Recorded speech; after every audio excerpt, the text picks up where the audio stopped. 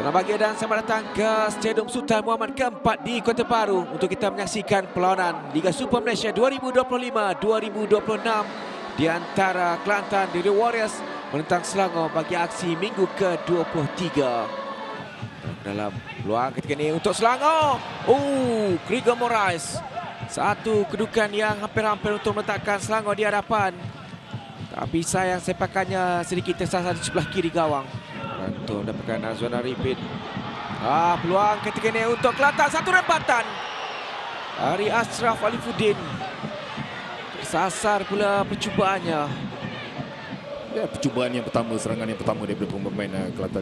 Dan mereka berjaya mencipta ruang di kawasan tepi dimulakan oleh Azwan Arifin yang berjaya mencipta ruang di belakang untuk Ashraf. Dan ya, sayang percubaan tidak tepat. Larian oleh Faris. Cuma masuk dalam kawasan penalti dari Faris. Pergerakan di bahagian far post. Azam cari ruang. Cubaan dari Azam. Berampil agak ditangkap kemas oleh si Izhan. Penjuru yang pertama bagi Kelantan. Ya, percubaan yang pertama daripada Azam Aziz. Crossing melalui Faris Izham di kawasan tepi. Dan ada biasan di kawasan di mana kedudukan Azam Aziz. Ya, tampanan pertama yang cukup baik. Lagi gerakan yang cuba dilakukan. Satu hantaran. Peluang untuk Kim Ji Ho. Keadaan kelang kabut dari Kim Ji Ho. Akhirnya dalam penampilan pertama buat kesebelasan utama Selangor bagi Kim Ji Ho. Dia berjaya untuk membuktikan sesuatu untuk jaringan pertama perlawanan. Ya, jaringan ini dimulakan oleh Hugo Bomos yang membuat crossing di kawasan tengah. Dan ada perebutan di antara Krigo dan juga Yohanes untuk memenangi bola itu. Dan kalau kita lihat balik, Hugo membuat larian sambungan untuk memberi tekanan di mana kedudukan bola itu. Dan Kim Ji Ho dapat melihat bola yang sudah aman untuk dia membuat percubaan ini untuk mendapatkan jaringan yang pertama untuk pasukan Selangor. Cuba membuat agar akan menyerang di kawasan tepi. Satu lagi gerakan dan sepakan penalti untuk Selangor. Gregor Moraes jelas dia dijatuhkan oleh Alexander. Betul-betul di hadapan pengadil perlawanan. Gregor Moraes berhadapan dengan Asfar. Dari Gregor mudah untuk menewaskan Asfar Arif.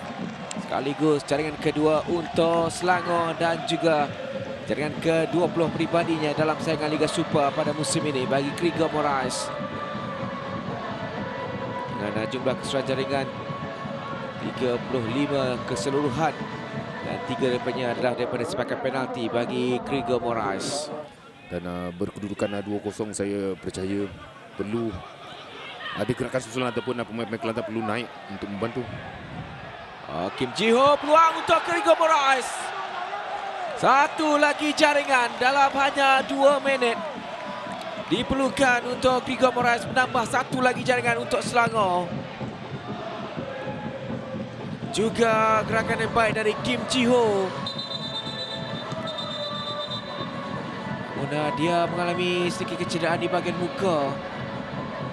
Laku sedikit pelanggaran.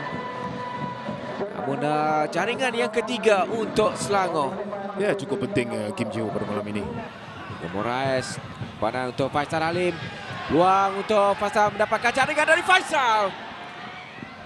Dan diselamatkan oleh Asfar. 2 kali dia melakukan aksi untuk menyelamatkan gawang Kelantan. Ya, dari segi bertahan cukup perlahan pemain Kelantan dari Warrior untuk menutup ruang. Faisal Halim. Antar. Peluang Alvin Fortes. Dan bagaimana satu lagi jaringan berjaya diperoleh oleh Selangor. Apakah jaringan gol sendiri dari Faris Shah.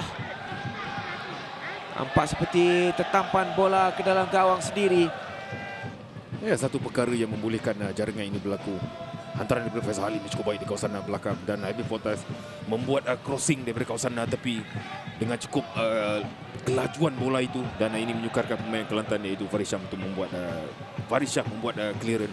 Dan tertampan bola itu masuk dalam gawang sendiri. 3 pertukaran pemain dilakukan oleh Kelantan Warriors. Sambil itu dan jaringan yang kelima untuk Selangor, Alvin Fortes. Pemain yang baru dibawa masuk. 1 assist dan 1 jaringan untuk Alvin Fontes pada ketika ini, untuk memberikan jaringan yang kelima untuk Selangor. Satu antara dari Abu Naldi. Tandukan Gregor Moraes dan jaringan yang ke-6 dan hat-trick untuk Gregor Moraes.